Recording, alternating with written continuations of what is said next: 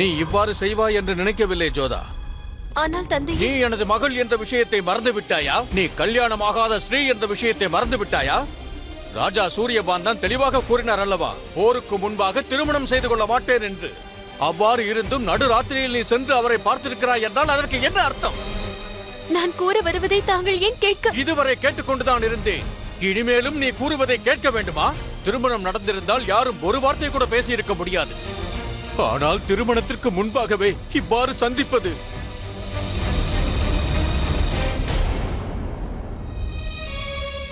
நான் ராஜா சூரியபானுவை எதுவும் கூற முடியாது. அவர் எனது வருங்கால மாப்பிள்ளை, அதோடு அவருக்கு வாக்கும் அளித்திருக்கிறேன். ஆனால் நீ செய்த காரியத்திற்காக கழுத்தை நெருக்க வேண்டாம். நிறுத்தி விடுங்கள் தந்தையே. ஆனால் ஒரு முறை நான் கூற வருவதை கேளுங்கள். எங்கள் 2 பேருக்கும் மடல் அனுப்பி எங்களை அங்கு வரவைத்திருந்தார்கள் தந்தையே.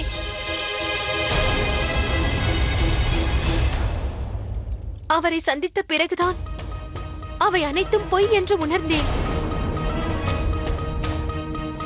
எதற்காக இவ்வாறெல்லாம் செய்தார்கள்? இது எதிரிகளின் சதியா என்று தெரியவில்லை தந்தையே.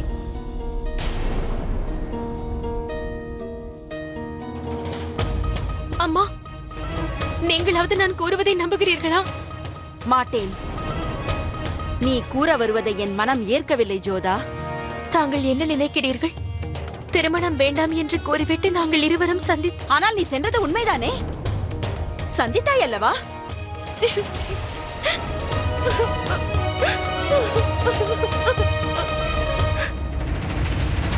என் முடிவை இறுதியானதென்றால் இவர்களுக்கு நானே திருமணம் செய்து வைத்திருப்பேன். நல்ல நாள் பார்த்து இருவருக்கும் திருமணம் செய்து வைத்து விடலாம் அல்லவா? எனக்கு பகவான் தாஸின் ஆலோசனை பிடித்திருக்கிறது. தாங்கள் கூறியது சரிதான். நாகபஞ்சமியை விட வேறு நல்ல முகூர்த்தம் இல்லை. ஆனால் விஷயம் அது மட்டுமல்ல. ராஜா சூரியபானுவை ஒப்புக்கொள்ள வைப்பது யார்? நான் செய்கிறேன். நான் அவரை ஒப்புக்கொள்ள செய்கிறேன். நான் சென்று அவரை சந்திக்கிறேன். இல்லை மேனாவதி, ஒரு மகாராணிக்கு அது உகந்ததல்ல. ஆனால் ஒரு தாய்க்கு அது உகந்ததல்லவா? அதுவும் மகளின் வாழ்க்கை என்று வரும் பொழுது. மைனாவதி கூறுவதும் சரிதான் பார்பன். சூரியபானை சந்திக்க ஏற்பாடு செய். இவள் சென்று பேசி பார்க்கட்டும். பொதுவாக பெண்கள் பேசுவதை ஆண்கள் தட்ட மாட்டார்கள். தங்கள் விருப்பப்படியே ஆகட்டும்.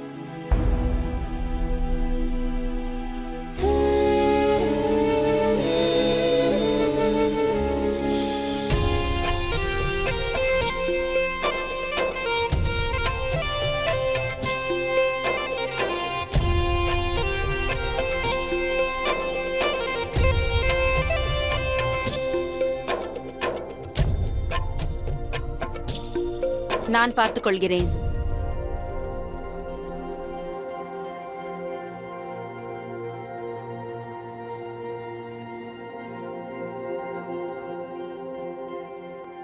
மருமகனே,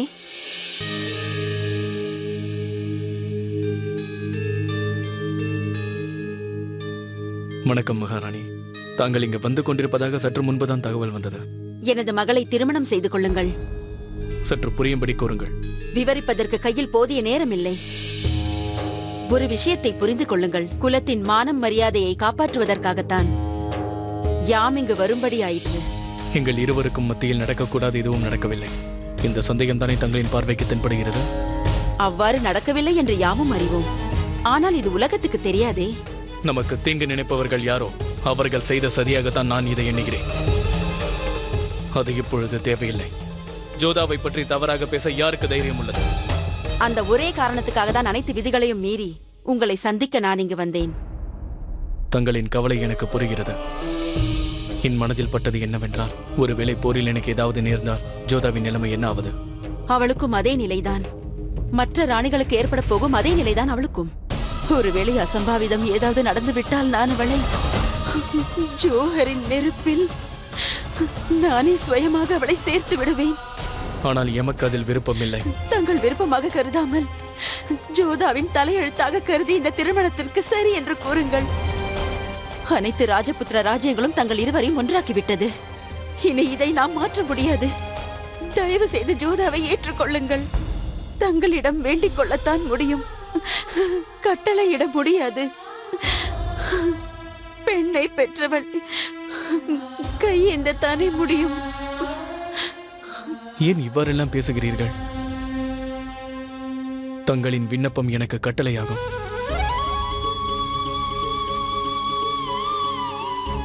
ஜலாலின் தலையை வெட்டி அதன் பிறகே ஜோதாவை நான் மணமுடிக்க வேண்டும் என்று மனதில் நினைத்துக் கொண்டிருந்தேன். ஆனால் இங்கே ஒரு தாய் தன் மகளின் வாழ்க்கைக்காக போராடுகிறாள். நான் இதை எவ்வாறு மறுக்க முடியும்? தாங்கள் கூறியதைப் போல் நான் செய்வதற்கு தயாராக இருக்கின்றேன்.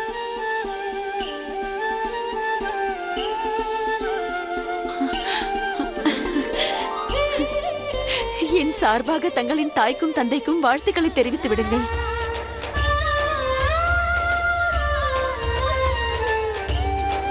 ஒருபுறம் தன் தங்கையின் திருமண ஏற்பாடுகள் நடந்து கொண்டிருக்க, மறுபுறமோ தனது அண்ணனே தனது சொந்தங்களை எதிர்க்க ஆயத்தமாகிக் கொண்டிருக்கின்றான்.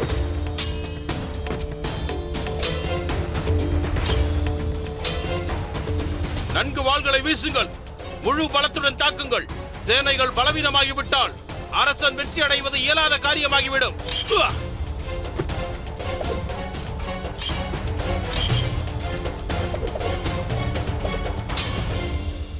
உங்கள் ஒருவரின் வாளாவது என்னை தொட்டு விட்டால் ஒப்புக்கொள்கிறேன் நீங்கள் போருக்கு ஆயத்தமாகி விட்டீர்கள் என்று. அப்போதுதான் நாம் ஆமீரை பெற முடியும்.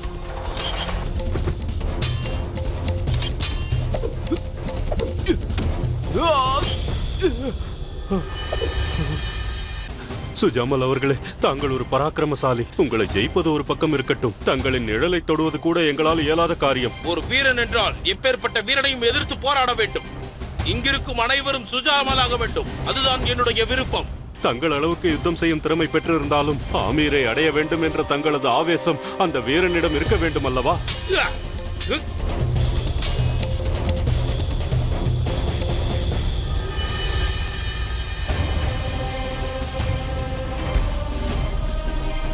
தாங்கள் கூறியது உண்மைதான். ஆமீர் என்னுடைய உரிமை. என்னுடைய இந்த எண்ணம் தான் என்னை வெற்றியடைய செய்யும். தலைவர் அவர்களே, ஒரு முக்கியமான செய்தி கொண்டு வந்திருக்கிறேன். என்னவாயிற்று? முகலாயர்கள் குதிரையில் சென்றதை நான் பார்த்தேன். விசாரித்ததில் தெரிய வந்தது என்னவென்றால், முகலாயர்களின் சேனாதிபதி ஷெரீஃபுதீன் வேட்டையாடுவதற்கு தயாராகி கொண்டிருக்கிறாராம். எந்த நேரத்திலும் நம் மீது தாக்குதல் நடத்தலாம். ஷெரீஃபுதீன்? ஆம் தலைவரே, முகலாய சேனைகளின் தலைவர்களில் முக்கியமான ஒருவர் ஷெரீஃபுதீன் ஆவார். இன்று வரை அவர் எந்த போரிலும் தோற்றதில்லை. ஷஹன்ஷா ஜலாலிற்கு இவர் வலது கரம் என்று அனைவரும் கூறுவார்கள். எத்தனை சேனைகள் இருந்தார்கள்? 12,000 பேர்கள் இருப்பார்கள். தேவி என்னுடைய பிரார்த்தனையை ஏற்றுக்கொண்டு விட்டார்கள்.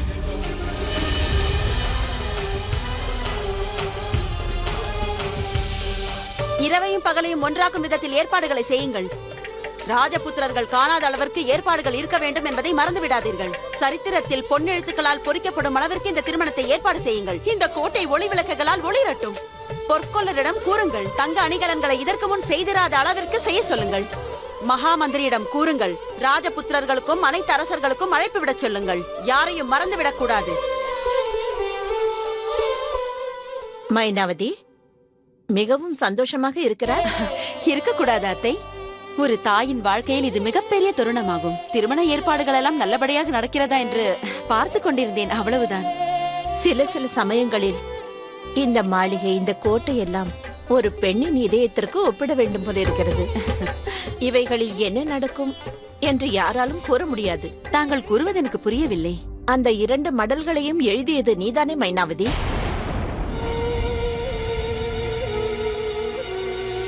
இதில் யாருடைய பெயர்கள் எழுதப்பட்டிருக்கிறதோ அவர்களிடம் கொடுத்துவிடு. கவனமாக இரு.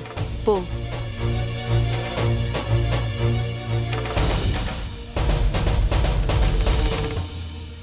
நீ ஆசைப்படுவது போருக்கு முன்பாகவே ஜோதாவின் திருமணம் நடைபெற வேண்டும் என்று, அப்படித்தானே? அவ்வாறு ஏன் நினைக்கிறாய் என்று எனக்கு புரியவில்லை. அதை தெரிந்து கொள்ளவும் நான் விரும்பவில்லை. இருப்பினும் எனக்கு சந்தோஷமாக உள்ளது. பொதுவாக மகாராணிகள் நகைகளை அணிந்து கொள்வார்கள், மகளுக்கு திருமணம் செய்து வைப்பார்கள், கணவருக்கு உணவளிப்பார்கள், அவருக்கு சேவை செய்வார்கள். ஆனால் மைனாவதி, உன்னுடைய இந்த செய்கையை பார்த்து எனக்கு மிகவும் சந்தோஷமாக இருக்கிறது. எனக்கு பெருமையாக இருக்கிறது.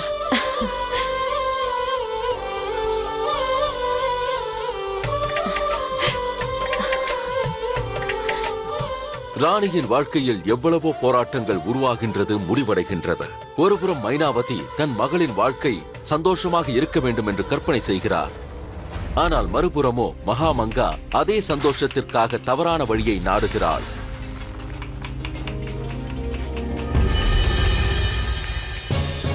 உன்னால் சரியாக நடக்க கூட முடியவில்லை. நீ எப்படி இங்கு வேலை செய்ய போகிறாய்? ஆமாம், இவளால் எந்த உபயோகமும் இல்லை. இவளை வெளியே அனுப்பி விடுங்கள். அவரை ஏன் இவ்வாறு துன்புறுத்துகிறீர்கள்? தாங்கள் இதற்காக இங்கு வந்தீர்கள்? அனைவரும் கவனியுங்கள், மகாமங்கா இங்கு வந்து கொண்டிருக்கிறார்கள்.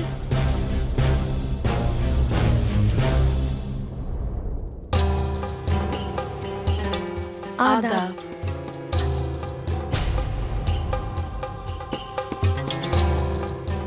ஆதாப்.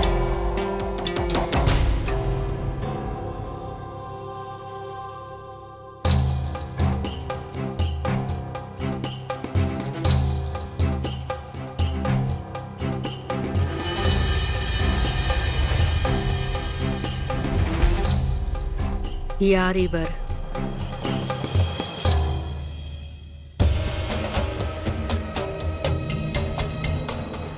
நீ இங்கு என்ன செய்து கொண்டிருக்கிறாய்? இது முகலாயர்களின் சமையலறை என்பது கூட உனக்கு தெரியாதா? உன்னை போன்றவர்கள் வரக்கூடாது என்று உத்தரவிருக்கிறது. ஏன் இங்கு வந்தாய்? இடத்தை சுத்தம் செய்வதற்காக வந்தேன். என்னுடைய காளி மாதாவின் நகை எங்குதான் எங்கோ விழுந்து விட்டது.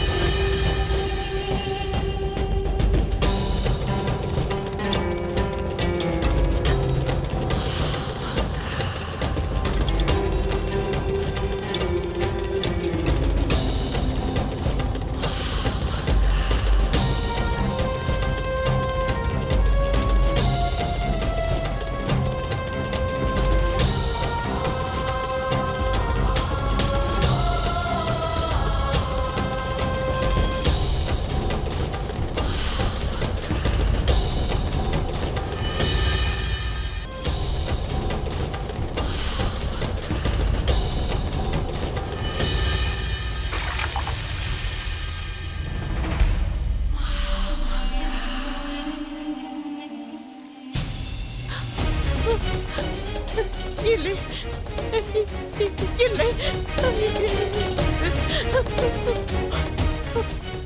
உன் கடவுளை கூப்பிடு. உன் கடவுளை இங்கு கூப்பிடு. அவர் வந்து உன்னை காப்பாற்றட்டும். இப்பொழுதே வந்து உனக்கு உதவி செய்ய சொல். என்ன ஆயிற்று? உன் தைரியம் எங்கே? உன் கடவுள் மீது இருக்கும் நம்பிக்கை கொதித்துக் கொண்டிருக்கும் இந்த பாத்திரத்தில் கலந்து விட்டதா?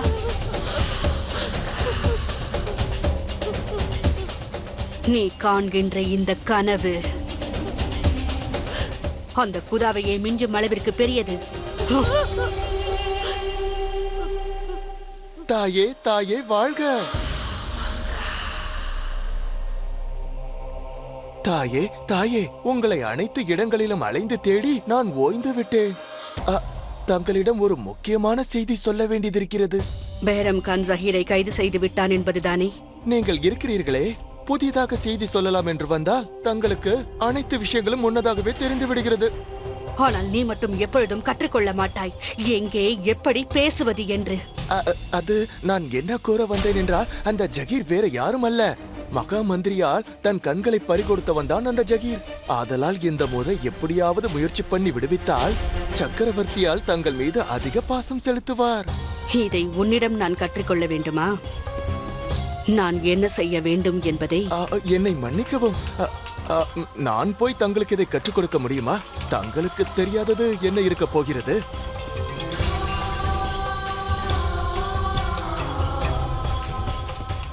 நல்ல வேலை, பேசாமல் வாயை மூடிக்கொண்டு கிளம்புவதுதான் நல்லது.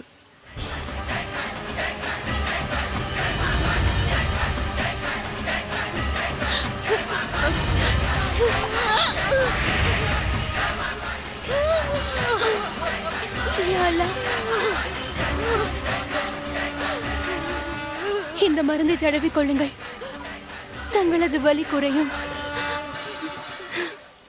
இங்கு மாற்றம் ஏற்பட்டால்தான் எனக்கு வலி குறையும் அம்மா. இவை அனைத்தையும் அந்த காளி மாதா பார்த்து கொண்டிருப்பாள் என்று நம்புகிறேன். அவளின் கருணையினால் அந்த நாள் நிச்சயமாக வரும். அன்று அனைத்து மதங்களும் ஒன்றாகும். அப்பொழுதுதான் அனைத்து மக்களும் சந்தோஷமாக இருப்பார்கள்.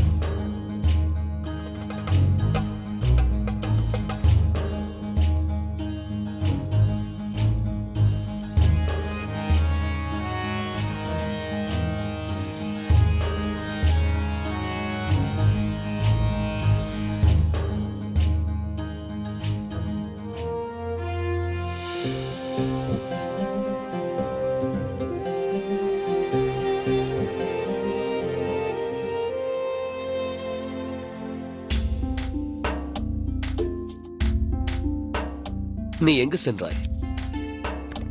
நான் உனக்காக வெகு நேரமாக காத்திருக்கிறேன். ஒரு சேன்ஷாவை நீ காக்க வைத்து விட்டாயே. நான் உன்னிடம் சிறிது பேச வேண்டும். தாங்கள் பேசப் போகும் விஷயம் ஆமீரை பற்றிதானே? ஹே கோதா, அதே காலணிகள், அதுவும் எனது போர்வையின் மீது. முன்னோர்கள் சொன்னது சரியே, அரசன் மேலம் குரங்கு என்றுமே மாற மாட்டார்கள் என்று. சிறு வயதிலிருந்தே நீ என்னை அறிவாய். பிறப்போடு வந்த பழக்கங்கள் அவ்வளவு எளிதாக மாறாது. இந்த பழக்கம் எனக்கு பிடிக்காது என்று தங்களுக்கும் மிகவும் நன்றாகவே தெரியும். தலையை வைக்கும் இடத்தில் காலணிகளை எவ்வாறு வைப்பீர்கள்? அதனை கழட்டி விடுங்கள். அப்படி என்றால் நான் காத்திருந்ததை விட உனக்கு உன் போர்வைதான் மிகவும் பெரியது. இல்லை, தங்களுடைய ஒவ்வொரு விஷயமும் எனக்கு விலை உயர்ந்ததாகும். நான் ஒன்று சொல்லவா? எனக்காக தாங்கள் காத்திருப்பது எனக்கு மிகவும் வருத்தமாக இருக்கிறது. தங்களுக்கு எவ்வாறு ஓய்வு இருக்காதோ அவ்வாறே எனக்கும் ஓய்வில்லை. தாங்கள் ஒரு சக்கரவர்த்தி, நானும் மகாராணி. ராஜ்யத்தில் எவ்வாறு தாங்கள் ஆட்சி செய்வீர்களோ அதே போல் இந்த அந்தப்புறத்திலும் தாங்கள் ஆட்சி செய்ய வேண்டும். நான் ஒவ்வொரு முறையும் மற்ற ராணிகளுடன் போரிட்டுக் கொண்டே இருக்க வேண்டும். ஒரு புறம் நானோ தங்கள் பிரதான அன்புக்குரிய மனைவி. என்னவாயிற்று? ஏன் சிரிக்கிறீர்கள்? உன்னை நீயே ஒரு முறை பார்த்துக்கொள். ஒரு காலத்தில் சிறியவளாக இருந்த நீ இப்பொழுது எப்படி வளர்ந்து விட்டாய்? தாங்கள் மிகவும் கெட்டவர். ஆனால் சக்கரவர்த்தி, தங்களை என்னால் ஒன்றும் கூற முடியாது. ஆனால் என்னால் கூற முடியுமே. என்ன? குறும்புக்காரி, குறும்புக்காரி, குறும்புக்காரி, குறும்புக்காரி. தாங்கள் ஒருவர் மட்டுமே என் சிறுவயது பேரை வைத்து அழைக்கும் உரிமை கொண்டவர். இப்போதுதான் நீ எனது சிறுவயது தோழியை போல் பேசுகிறாய். எனது ருக்கையாவாக. போதும், நிறுத்துங்கள். தயவு செய்து அந்த காலணியை கீழே கழட்டி போடுங்கள். உனக்கு இன்னும் அந்த கவலைதானா? ஆமாம். சரி, இப்பொழுது இதற்கு என்ன சொல்வா? தாங்கள் இன்னும் சிறுபிள்ளையாவே இருக்கிறீர்கள். வேண்டாம் என்று சொல்லியும் அதையே செய்கிறீர்களே. முதலில் இந்த போர்வையை வீசிவிடலாம். வேண்டாம், நான் பார்த்துக் கொள்கிறேன்.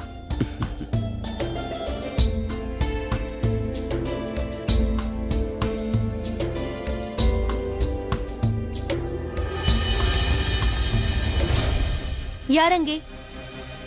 அங்கே இருப்பது யார்?